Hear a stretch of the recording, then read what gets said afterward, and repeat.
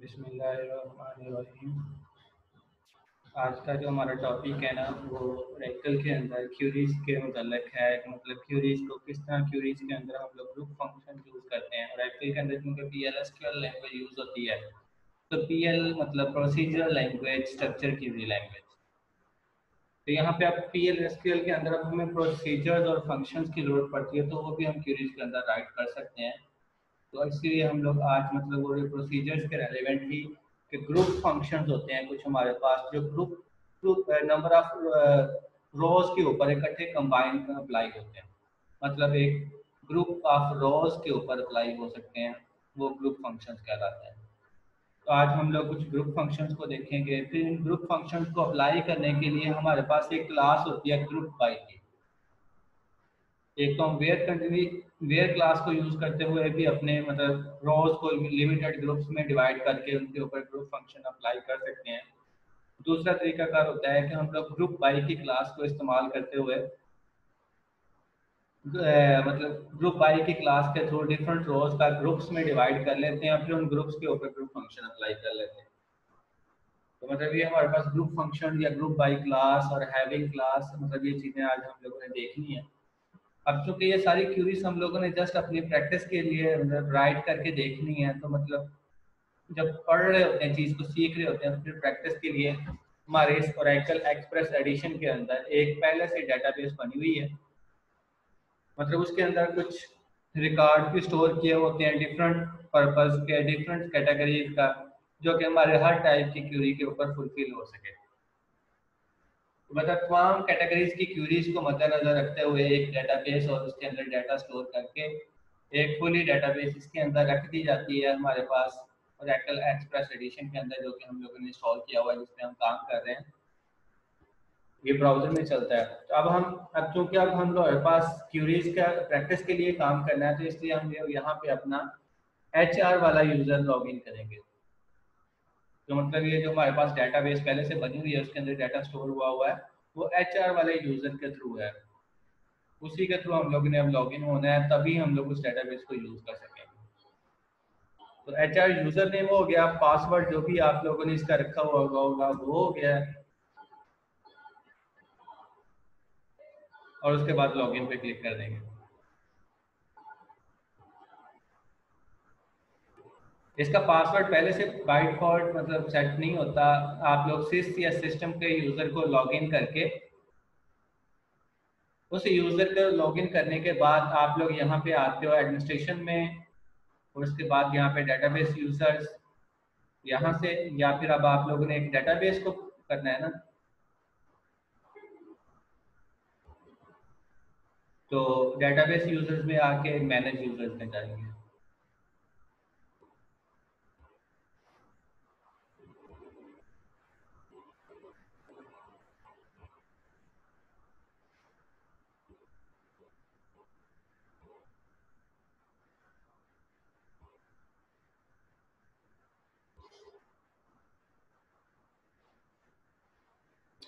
अच्छा ठीक है, मैं HR वाले यूजर के थ्रू लॉगिन हुआ हूँ, इसलिए मतलब वो मुझे तमाम यूजर्स को शो नहीं करवा रहा। ये मेरा एज ए DBA के तौर पर नहीं है ये वाला यूजर, ये सिर्फ एक डेटाबेस को यूज करने के लिए है। अगर मैं सिस या सिस्टम के थ्रू लॉगिन हुआ होता, तो फिर यहाँ पे डेटाबेस यूजर में आके मैनेज यूजर में जाके जब यहाँ पे क्लिक करना था, तो यहाँ पे तमाम यूजर शो हो रहे होते हैं। तो यहाँ पे एक HR का यूजर भी होता है, हम उसको आल्टर करके उसका पासवर्ड चेंज कर लेते हैं। फिर हम उसी पासवर्ड के थ्रू फिर HR के यूजर के थ्रू लॉगिन होते हैं। मतलब HR का थ्रू ये जो यूजर बना हुआ है जो पहले से ही, तो ये सिर्फ एक डेटाबेस के लिए बना हुआ है जो हम लोग इस्तेमाल करेंगे, इसलिए इसके थ्रू हम लोग बाकी काम नहीं कर सकते, क्योंकि इसको डेटाबेस एडमिनिस्ट्रेटर यानी कि यूजर्स को चेंज करने के राइट्स नहीं मिले हुए, इसलिए हम वो काम नहीं कर सकते। वैसे मैं बता रहा हूँ कि सिस या सिस्टम जो बाय डिफॉल्ट यूजर होते हैं, उन्हीं के थ्रू लॉगिन होके आप इसका पासवर्ड अल्टर करके दोबारा फिर उसको लॉग आउट कर दें, सिस या सिस्टम को, HR को फिर लॉग इन कर लें। मतलब दो यूजर होते हैं, सिस SYS और सिस्टम, जो बाय डिफॉल्ट बने हुए होते हैं, और उनका पासवर्ड वही होता है जो आप लोगों ने इंस्टॉलेशन के दौरान रखा होता है। अब हमारा काम चूंकि क्यूरीज के रेलिवेंट है, तो हम क्यूरीज वाले SQL के अंदर टैब के अंदर आएंगे, यहाँ पे क्लिक करेंगे और SQL कमांड पे क्लिक करेंगे, और उसके बाद इंटर कमांड की ऑप्शन होती है, मतलब हम कमांड इंटर करनी है क्यूरीज की फॉर्म में, जो हमें उसका रिजल्ट उसके मुताबिक रिट्रीव करके ला के देंगे। तो यहाँ पे हमारे पास वो क्यूरीज वाला प्लेटफॉर्म आ गया। यहाँ पे हम लोग पहले बॉक्स के अंदर क्यूरीज को राइट करते हैं, उसके बाद ये राइट अपर कॉर्नर में रन का ऑप्शन होता है, इसके ऊपर क्लिक करते हैं और यहाँ पे नीचे वाले बॉक्स के अंदर हमें उसका रिजल्ट शो हो जाता है। तो आज के दिन के जो हमारे पास काम है वो मतलब फंक्शंस का है। तो सबसे पहले हम ग्रुप फंक्शंस को देखेंगे। तो ग्रुप फंक्शंस के अंदर कुछ फंक्शंस हैं जो हम लोगों ने लास्ट टाइम पढ़े भी थे, मैं आज उनका प्रैक्टिकली आप लोगों को काम करवाने लगा हूँ अभी। जिसमें से एक एवरेज का फंक्शन था, एक मैक्सिमम का था, एक मिनिमम का था, सम का था, काउंट का था। इस तरह कुछ डिफरेंट फंक्शंस थे। हम तमाम फंक्शंस को वन बाय वन अप्लाई करके देखेंगे कि इनको हम लोग यूज कैसे करते हैं। तो पहले मैं ये चार फंक्शन जो हमारे पास मेन होते हैं ना, एवरेज, मैक्सिमम, मिनिमम और सम, ये मैं चारों कंबाइन एक ही क्यूरी के अंदर इंप्लीमेंट कर लेता हूँ। क्योंकि हम लोग इन फंक्शंस को एक ही क्यूरी के अंदर एक से ज्यादा फंक्शंस इस्तेमाल कर सकते हैं, ग्रुप फंक्शन, और एक क्यूरी में वन बाय वन भी इस्तेमाल कर सकते हैं। तो ये हम चीज़ हमारे डिपेंडेंट होती है हमारे अपने मतलब रिक्वायरमेंट्स के मुताबिक। अपनी जो रिक्वायरमेंट्स होती हैं कि आप लोगों को क्या चाहिए, उसके मुताबिक आप लोगों ने अपनी क्यूरी को मैनेज करना होता है। तो यहाँ पे अब मैं चारों फंक्शन एक ही क्यूरी के अंदर राइट करके आप लोगों को दिखाने लगा। अब ये सिलेक्ट एवरेज मतलब सैलरी को मैंने सिलेक्ट करना है, एवरेज सैलरी निकालनी है और उसके मतलब उसके बाद मैंने मैक्सिमम सैलरी निकालनी है, मिनिमम सैलरी निकालनी है और सम ऑफ सैलरीज। अभी ये जो एवरेज निकलनी है, मैक्सिमम निकलनी है, मिनिमम निकलनी है, ये तमाम के लिहाज से नहीं निकलनी, एक ग्रुप के लिहाज से निकलनी है। वो ग्रुप किस में से होगा? एम्प्लॉयज की टेबल से, फ्रॉम एम्प्लॉयज। एम्प्लॉय में से कौन सा ग्रुप होगा? जिनकी जॉब आईडी लाइक REP। अब लाइक की कमांड होती है क्यूरी के अंदर, यूज करते हैं कि अगर हमें एग्जैक्ट स्टेटमेंट, एग्जैक्ट चीज ना मालूम हो, उसके अंदर आने वाले को 2-3 डिजिट मालूम हो, तो उसके लिए हम लाइक की कमांड यूज करते होते हैं क्यूरीज के अंदर। तो जॉब आईडी लाइक मतलब जॉब आईडी के अंदर REP आता होना चाहिए कहीं दरमियान में। स्टार्ट में भी हो सकता है, एंड में भी हो सकता है, दरमियान में भी हो सकता है। दोनों साइड पे जब हम परसेंटेज का सिंबल डाल देते हैं तो इसका मतलब है कि वो पूरी आईडी, जो जॉब आईडी पूरी बनती है उस एम्प्लॉय की, उसके अंदर कहीं पे भी REP लिखा हुआ होना चाहिए। तो वो सिर्फ उनका एक ग्रुप बना देगा, यानी कि REP जॉब आईडी वाले लोगों का एक ग्रुप बन जाएगा। अब ये सिर्फ उसी ग्रुप की जो सैलरीज होंगी ना तमाम, उसी की एवरेज निकाल के उसकी एवरेज में से हमें शो करवाएगा। तो मैं सिलेक्ट की कमांड के अंदर चार चीजें लिखी हुई हैं, तो मेरे पास अब जो रिजल्ट आएगा वो 4 कॉलम्स की फॉर्म में आएगा। लेकिन अब ये ग्रुप फंक्शंस हैं, तो ग्रुप फंक्शंस का रिजल्ट 1 रो की फॉर्म में होता है। मतलब एक ग्रुप के ऊपर आप लोगों ने इस फंक्शन को अप्लाई करना है और उसका रिजल्ट एक सिंगल एंटिटी की फॉर्म में आएगा, यानी कि रो सिंगल होगी, कॉलम जितने भी आप लोगों ने सिलेक्ट के अंदर यूज किए होंगे वो सारे। अब मैं इस क्यूरी को रन करके दिखाता हूँ आप लोगों को। ये आप लोगों के सामने आ रहा है, ये जो एवरेज मतलब एवरेज सैलरी वाला जो पहला था, मतलब इसने तमाम ऐसे एम्प्लॉय जिनकी जॉब आईडी के अंदर REP आ रहा था, उनका इसने मुझे निकाल के दे दिया, उनकी एवरेज सैलरी निकाल के दे दी। तमाम की एवरेज सैलरी बनती है 8,272 और मैक्सिमम सैलरी जो है तमाम एम्प्लॉय में से जिनकी जॉब आईडी के अंदर REP आता है 11,500 है। और इसी तरह मिनिमम सैलरी 6,000 और सम ऑफ सैलरीज मतलब ऑल सैलरीज टोटल REP वाले एम्प्लॉयज की, तमाम एम्प्लॉयज की सैलरी टोटल कितनी है? 2,73,000। तो इस तरह हमारे पास ये ग्रुप फंक्शंस होते हैं, मतलब जो कि ग्रुप ऑफ रोज के ऊपर अप्लाई होते हैं और मतलब एक सिंगल रो के अंदर जो आपको रिजल्ट प्रोवाइड करते हैं। तो ये ग्रुप फंक्शंस कहलाते होते हैं। तो मैंने 4 ग्रुप फंक्शन अप्लाई किए सिलेक्ट के अंदर, तो 4 कॉलम्स के अंदर डाटा आ गया।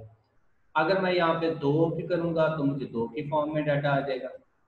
मैं सिर्फ एवरेज और मैक्सिमम सैलरी ले लेता हूँ।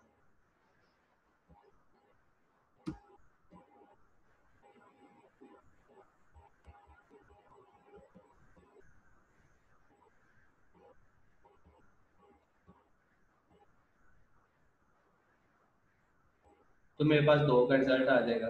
अगर मैं सिंगल एंटिटी ले लेता हूँ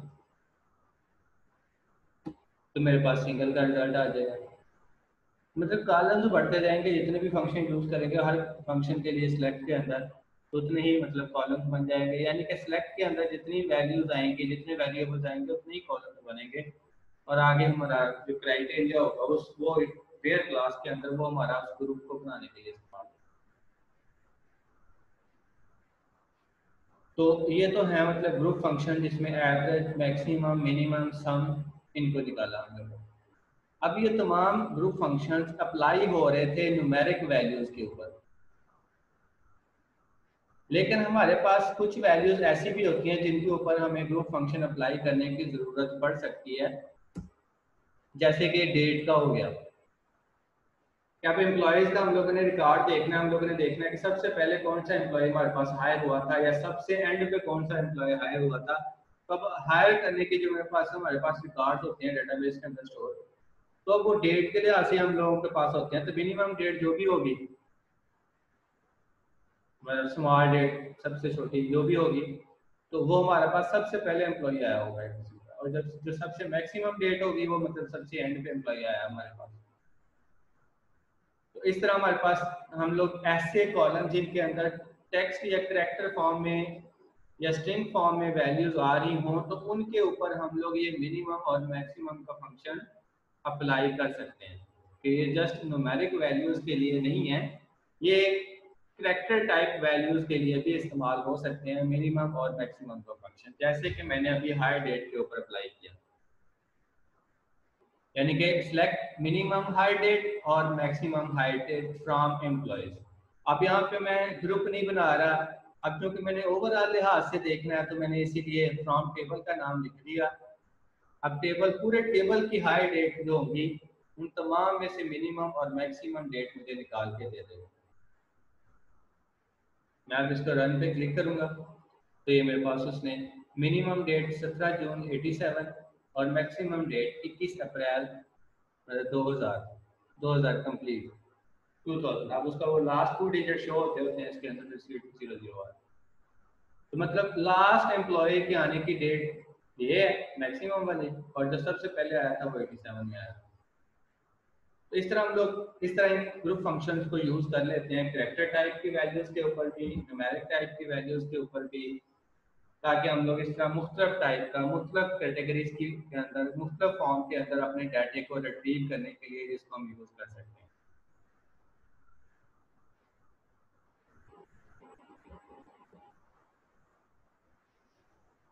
उसके बाद हमारे पास आ जाता है काउंट का फंक्शन।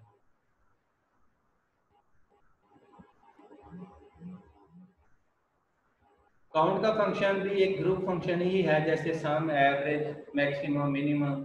इसी तरह काउंट का फंक्शन भी एक फंक्शन है। सिलेक्ट काउंट, आगे स्टैटिक लिख दिया मैंने।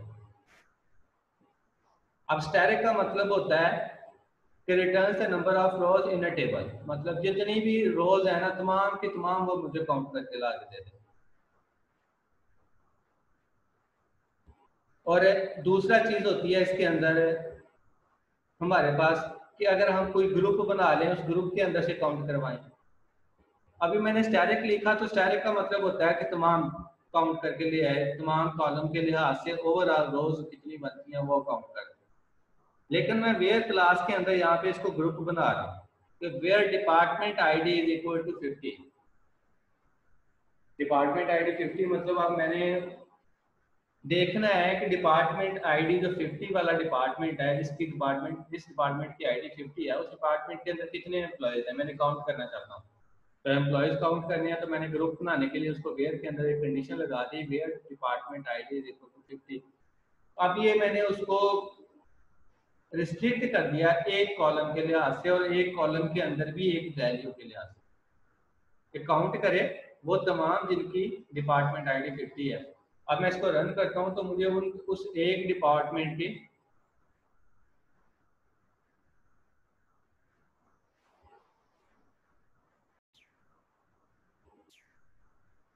तो मुझे उसने डिपार्टमेंट आईडी 50 वाले के लिए आज से मुझे ये मैंने रन पे क्लिक किया तो उसने मुझे ये रिजल्ट ला के दे दिया 45। मतलब उसने जो काउंट किया 45 एम्प्लॉयज हैं जी डिपार्टमेंट आईडी 50 वाला है डिपार्टमेंट की, जिसके इस डिपार्टमेंट की आईडी 50 है उसके अंदर 45 एम्प्लॉयज हैं। मतलब 45 टाइम ये आईडी 50 आई ना, तो मतलब डिपार्टमेंट आईडी जितने टाइम आएगा उतना उतने ही उसके अंदर एम्प्लॉयज होंगे। तो इस तरह हम लोग डिफरेंट क्राइटेरिया बना के उसके अंदर से रिकॉर्ड को रिट्रीव करते हैं।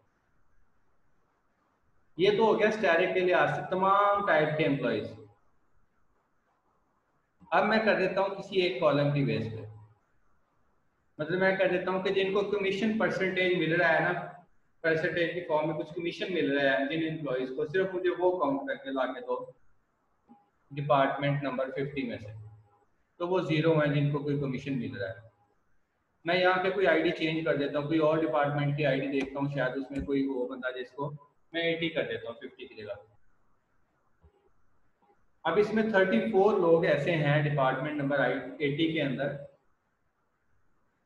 कि जिनको कमीशन परसेंटेज मिल रहा है। तो उसने मुझे वो कमीशन परसेंटेज वाले कॉलम के अंदर गया। अब ये जो ग्रुप फंक्शन होते हैं ना, ये नॉट नल वैल्यूज के ऊपर अप्लाई होते हैं। मतलब नल वैल्यूज के ऊपर ये ग्रुप फंक्शन अप्लाई नहीं होते होते। तो कमीशन परसेंटेज के अंदर जो नल वैल्यू होगी मतलब उसको कमीशन नहीं मिल रहा, जहां पे कोई वैल्यू लिखी होगी मतलब उसी को कमीशन मिल रहा है ना।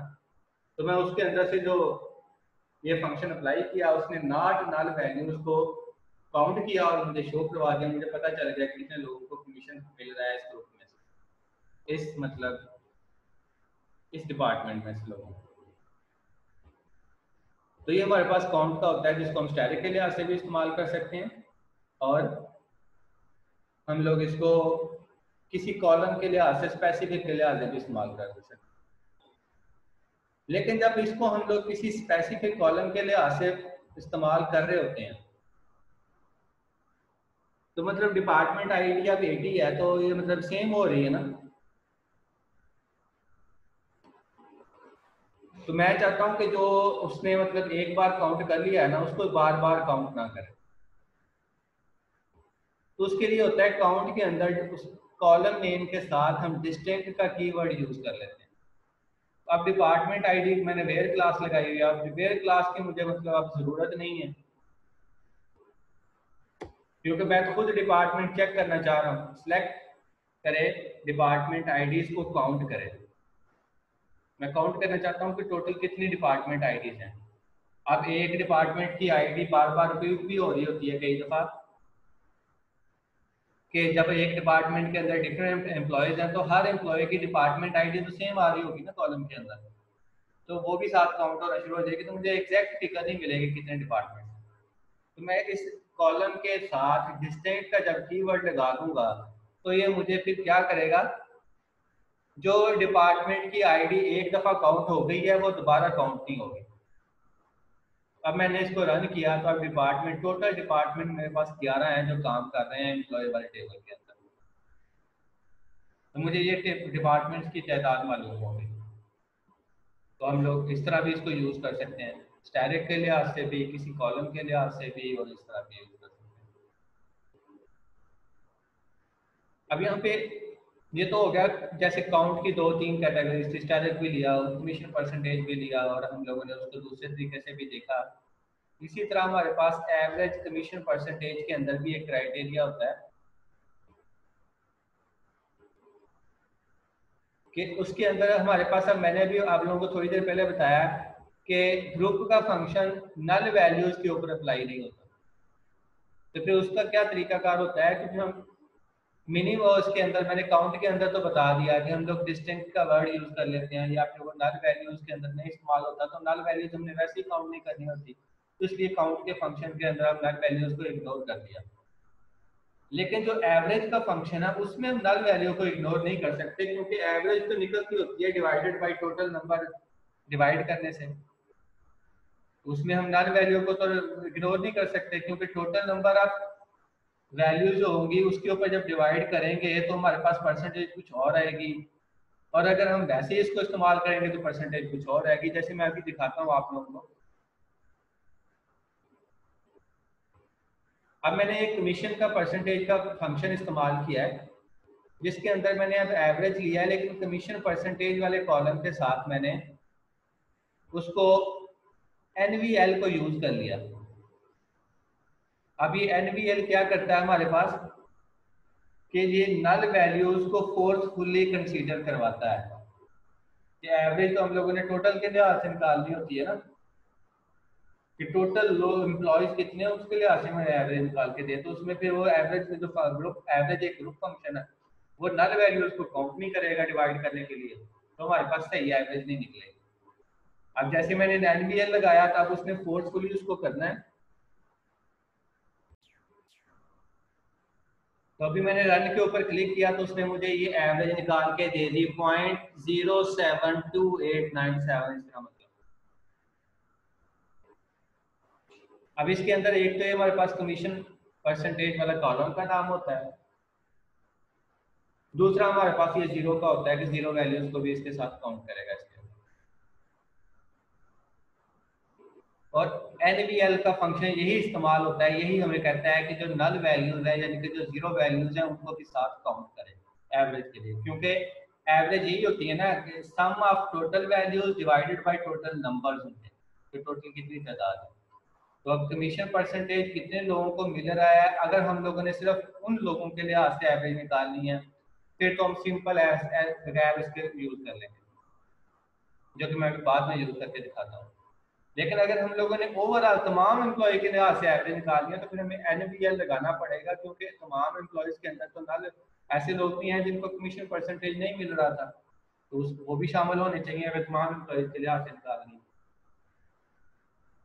अगर मैं ऐसे लोगों के लिहाज से निकालना चाहता हूँ कि जिनको परसेंटेज मिल रहा है कमीशन, तो फिर मुझे ये NVL लगाने की जरूरत ही नहीं है, क्योंकि फिर हमें नल वैल्यूज को तो काउंट ही नहीं करना, हम जस्ट एवरेज का फंक्शन लिखेंगे और कॉलम का नाम लिखेंगे जिसकी बेस पे, तो ये 0.222 ये मतलब इस तरह कुछ वैल्यूज आ जाएंगी हमारे पास। अभी हमारे पास शादी के बाद बहुत लेंथी वैल्यू आ रही है, तो इसको आप राउंड करवाना चाहते हैं तो नेस्टेड फंक्शन के तौर पर यहाँ पे एवरेज के बाहर राउंड का फंक्शन लगा के आप इसको राउंड भी कर सकते हैं। नेस्टेड फंक्शन में आप लोगों को पहले पढ़ा चुका हूँ, जैसे कि मैंने अभी NVL का फंक्शन एवरेज फंक्शन के अंदर इस्तेमाल किया ना, ये वाला एवरेज के अंदर NVL का फंक्शन आ रहा है, तो ये नेस्टेड फंक्शन ही है कि फंक्शन के अंदर फंक्शन को कॉल करवाना या इस्तेमाल करना। तो ये तो हो गया एवरेज के लिहाज से भी, मतलब एवरेज ग्रुप फंक्शन क्योंकि नल वैल्यूज को कंसीडर नहीं करता, जब अगर हमारे पास अगर हम लोगों ने नल वैल्यूज को कंसीडर करवाना हो तो फिर ये NVL का फंक्शन होता है, इसको हम लोग ऐड कर देते हैं एज ए नेस्टेड फंक्शन के तौर पर।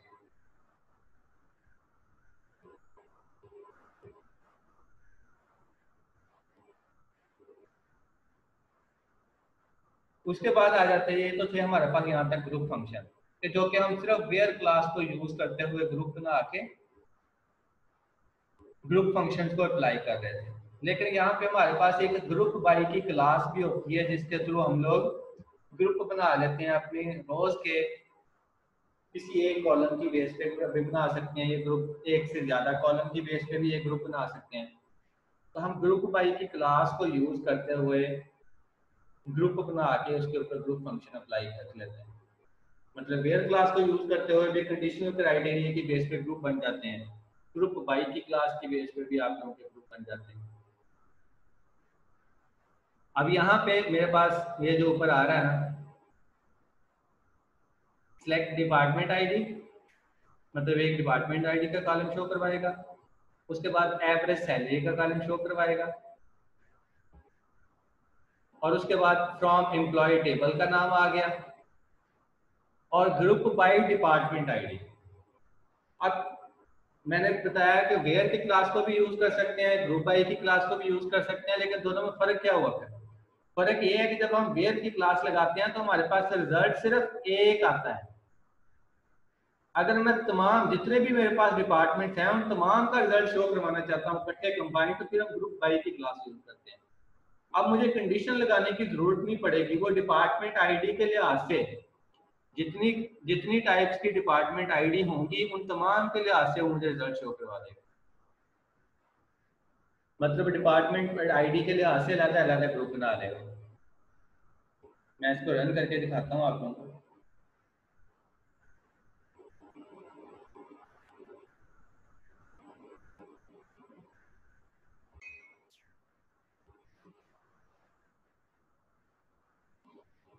अब आप लोगों के सामने रिजल्ट नजर आ रहा होगा आप लोगों को। पहला डिपार्टमेंट आईडी 100 के लिहाज से उसने एवरेज निकाली है, फिर डिपार्टमेंट नंबर 30 के लिहाज से एवरेज निकाली, फिर 90 के लिहाज से, फिर 20 के लिहाज से, 70 के लिहाज से। फिर मेरे पास अब जितने group ID department ID number थे, उसने हर डिपार्टमेंट आईडी नंबर के लिहाज से अलग अलग ग्रुप बनाया और उसके हिसाब से उसने एवरेज निकाल दी। इसमें एक डैश की वैल्यू आ रही है, मतलब उसको एक ऐसा ग्रुप भी मिला है जिसके अंदर डिपार्टमेंट आईडी दी हुई नहीं थी। तो जिनके साथ डिपार्टमेंट आईडी नहीं थी उसने डैश लगा के उसकी अलग से एवरेज कैलकुलेट कर दी। अब यानी कि उसको जितनी कैटेगरीज भी मिली, हर कैटेगरीज के अलग अलग डिपार्टमेंट आईडी का उसने एवरेज निकाली। डिपार्टमेंट नंबर 100 जो था उसके अंदर जितने भी एम्प्लॉइज थे उनकी एवरेज सैलरी क्या है, तो हर डिपार्टमेंट की अलग अलग एवरेज सैलरी निकल आती है। तो हमारे पास टोटल जितने भी डिपार्टमेंट्स होंगे ये उतनी ही एवरेज सैलरी हमारे पास निकल आएगी। तो ये फायदा होता है ग्रुप बाई क्लास का। अगर मैं यही यहाँ पे वेयर की कंडीशन लगा के करता तो मेरे पास एक डिपार्टमेंट का आंसर आना, जिस डिपार्टमेंट का मैंने उसको कहना था सिर्फ उसने उसी का देना। लेकिन अगर ग्रुप फंक्शन को तमाम ग्रुप्स के ऊपर एट ए टाइम अप्लाई करना हो तो फिर हम ग्रुप बाई की क्लास में यूज करते हैं।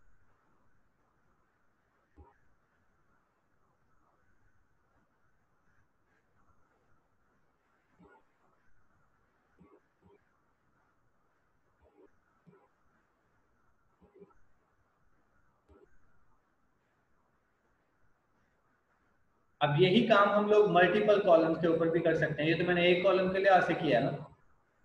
अगर आप लोग यही ग्रुप बाई का काम, ग्रुप फंक्शन लगाना ग्रुप बाई क्लास के थ्रू मल्टीपल कॉलम्स के ऊपर करना हो तो वो भी हम लोग कर सकते हैं।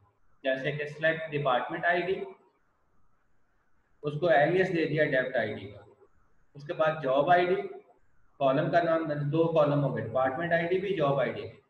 अब ये जो सैलरीज का सम निकलेगा ये दोनों के लिए से निकलेगा, मतलब दोनों कॉलम्स को देखते हुए वो उसको ग्रुप बनाएगा। फ्रॉम एम्प्लॉयज का टेबल, ग्रुप बाई।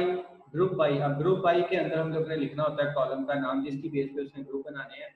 अब यहाँ पे वो दो कॉलम्स की बेस पे ग्रुप बना रहा है, मतलब ये ग्रुप बनाने वाला काम कि जिस ग्रुप के ऊपर हम लोगों ने ये सम का ग्रुप फंक्शन अप्लाई करना है, ये किसी एक कॉलम की बेस पे भी हो सकता है ग्रुप बनाने वाला काम, और किसी एक से ज्यादा कॉलम की बेस पे भी हो सकता है।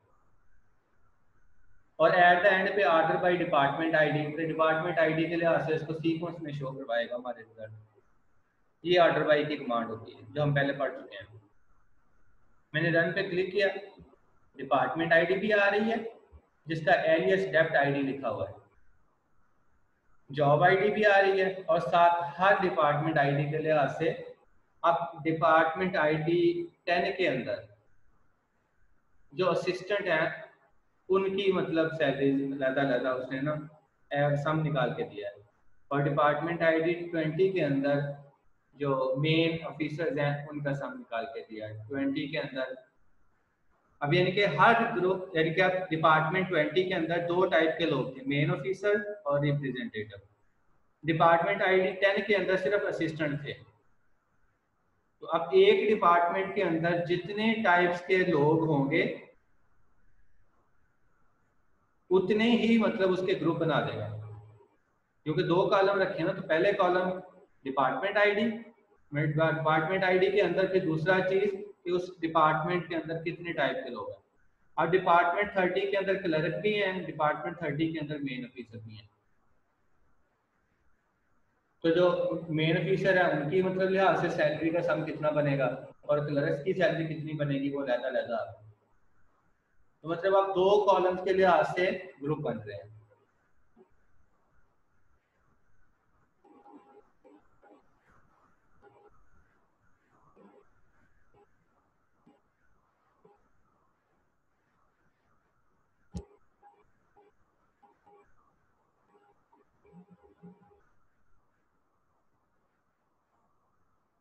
मैंने इसको रन किया तो उसके लिए आशा उसने सारी निकाल दी। तो पहले डिपार्टमेंट आईडी को भी देखना है, डिपार्टमेंट वाइज ग्रुप बनने हैं, डिपार्टमेंट के अंदर फिर जो उसके आगे डिफरेंट कैटेगरी के लोग हैं, एम्प्लॉयज हैं, उनके लिहाज से भी ग्रुप बनना है कि 20 के अंदर, 30 के अंदर क्लर्क के लिहाज से, मतलब इस तरह के अलग-अलग ग्रुप्स बन जाएंगे। अब डिपार्टमेंट और जॉब आईडी दोनों को देखते हुए हम लोगों ने ग्रुप बनाना है कि एक डिपार्टमेंट का भी ग्रुप, एक डिपार्टमेंट के अंदर फिर आगे एक डिपार्टमेंट के अंदर जितनी टाइप्स के एम्प्लॉयज होंगे उतने ही ग्रुप्स बनेंगे एक डिपार्टमेंट। तो अब एक डिपार्टमेंट के अंदर एक का है, दूसरे के अंदर दो है, तो मतलब तो ओवरऑल 3 ग्रुप्स बन जाएंगे हमारे पास 2 डिपार्टमेंट्स के। तो इस तरह जितने डिपार्टमेंट्स होंगे और हर डिपार्टमेंट के अंदर जितनी जितनी कैटेगरी के एम्प्लॉयज होंगे उसके लिए ऐसे ग्रुप्स बनते जाएंगे।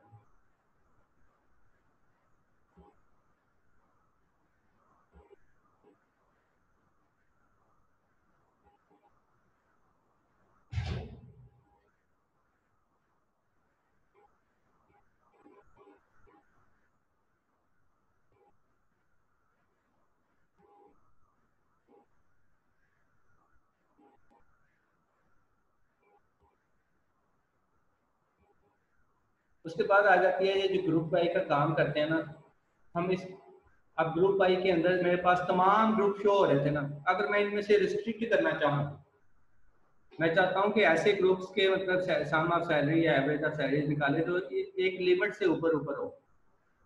तो मैं अगर उसको रिस्ट्रिक्ट करना चाहूँ तो फिर मुझे वेयर की क्लास लगानी पड़ेगी उसके ऊपर, मतलब सिलेक्ट डिपार्टमेंट आईडी और एवरेज सैलरी डिपार्टमेंट आईडी के लिहाज से from employees table where average of salary है, जिनकी जो एवरेज सैलरी है उन डिपार्टमेंट्स की शो करवानी है जिन डिपार्टमेंट्स की एवरेज सैलरी 8000 से ग्रेटर देन होगी।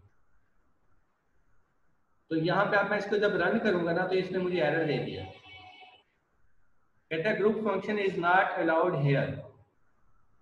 मतलब कहता है कि ये जो वेयर की क्लास है इसको आप ग्रुप फंक्शन के साथ अप्लाई नहीं कर सकते या ग्रुप फंक्शन के ऊपर अप्लाई नहीं कर सकते, ये ग्रुप फंक्शन को रिस्ट्रिक्ट कर देती है, इसलिए हम इसको इस्तेमाल नहीं कर सकते।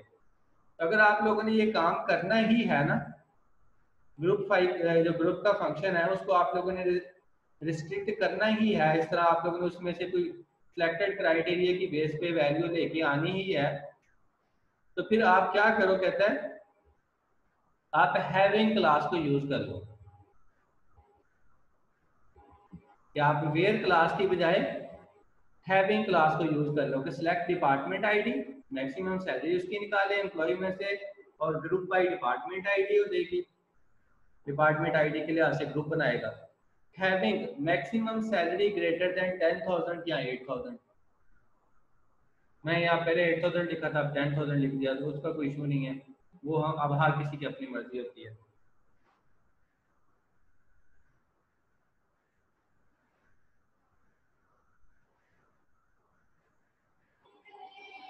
तो यहाँ पे मैंने फिर अब इसको हैविंग की क्लास को यूज किया वेयर की जगह पे, आगे कंडीशन वही है मैक्सिमम सैलरी ग्रेटर देन 10,000। अब मैं इसको रन करता हूँ तो ये मुझे शो करवा दिया कि 100 नंबर डिपार्टमेंट उसकी मैक्सिमम सैलरी निकाल के दे दी, लेकिन जिनकी अब उन्हीं ही डिपार्टमेंट का रिजल्ट शो करवाया है जिनकी मैक्सिमम सैलरी 10,000 से ज्यादा बन रही है।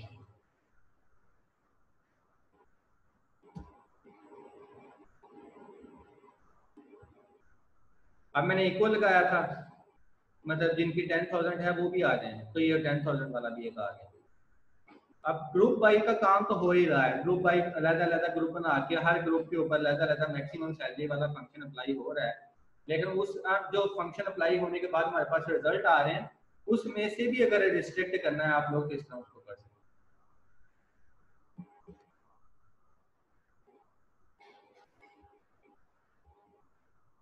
यानी कि वेयर क्लास की जगह पे फिर हमें हैविंग क्लास को यूज करना पड़ेगा।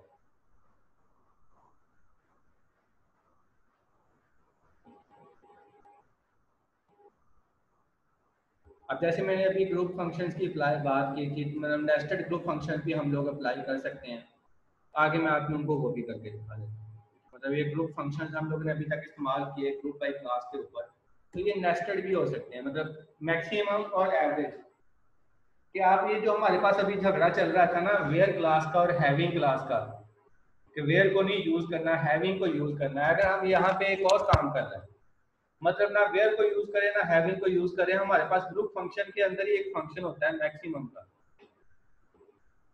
तो मुझे सिर्फ उस डिपार्टमेंट की एवरेज सैलरी शो करवाए जिसकी सबसे ज्यादा मैक्सिमम एवरेज सैलरी हो, मतलब एक ग्रुप फंक्शन के अंदर दूसरा ग्रुप फंक्शन।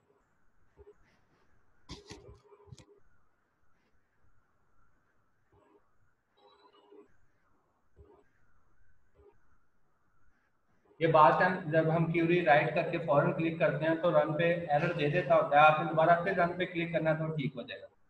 मतलब उसको फर्स्ट टाइम अंडरस्टैंडिंग नहीं हो रही होती क्यूरी की, जब हम इतना जब फर्स्ट टाइम उसको रन करते हैं तो आप दोबारा फिर एक बार रन करके क्लिक करके देख लिया करो, वो ठीक ही होती है।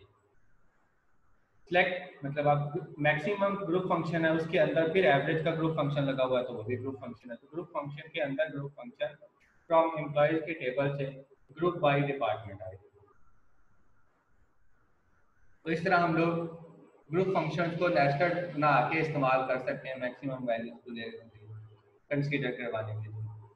तो ये तो था हमारे पास यहाँ तक जो आज का काम, कि मतलब आज हमारा ये यहाँ तक हम लोगों ने चीज़ें पढ़नी थी कि जिसमें हम लोगों ने ग्रुप फंक्शंस को अप्लाई करना देखा, एवरेज मैक्सिमम मिनिमम सम, काउंट करना वैल्यूज को, फिर काउंटिंग के अंदर भी नल वैल्यूज को भी काउंट करवाना। एवरेज के अंदर हम लोगों ने देखा कि एवरेज के अंदर आप नल वैल्यू के लिहाज से भी एवरेज यूज करना, वो एनवीएल का फंक्शन को यूज करते हुए। फिर आप ये तो हो गया ना सिंगल रिजल्ट लाने के लिए, अगर हम लोग ने तमाम ग्रुप्स के ऊपर एट ए टाइम ही एक फंक्शन अप्लाई करना हो फिर हम लोग एक ग्रुप बाई की क्लास यूज कर लेते हैं। मतलब जैसे मैंने ग्रुप बाई की क्लास यूज की, डिपार्टमेंट आईडी के लिहाज से जितने भी ग्रुप बनते थे उसने मुझे यहाँ पे तमाम का रिजल्ट ला के दे दिया था, ये 4-5 जितने भी ग्रुप बने तमाम की मैक्सिमम सैलरी ला के दे दी। तो मल्टीपल ग्रुप्स के ऊपर एट ए टाइम कोई ग्रुप फंक्शन अप्लाई करना हो तो हम लोग वो भी कर सकते हैं। हैविंग की क्लास भी हो गई, वेयर की जगह पे जब ग्रुप बाई के ऊपर कोई कंडीशन लगानी हो, तो इस तरह हमारे पास ये मतलब डिफरेंट क्राइटेरिया डिफरेंट कंडीशन और उनका डिफरेंट तरीके से यूज, ये हमारा आज का लेक्चर था लैब के पॉइंट ऑफ व्यू से प्रैक्टिकल का। तो यहाँ तक अगर किसी को अभी तक कोई क्वेश्चन या कोई क्यूरी है तो मुझसे पूछ सकता है। मैं किसी चीज़ की अभी क्लियरेंस ना होगी तो मैं दोबारा आप लोगों को समझा देता हूँ।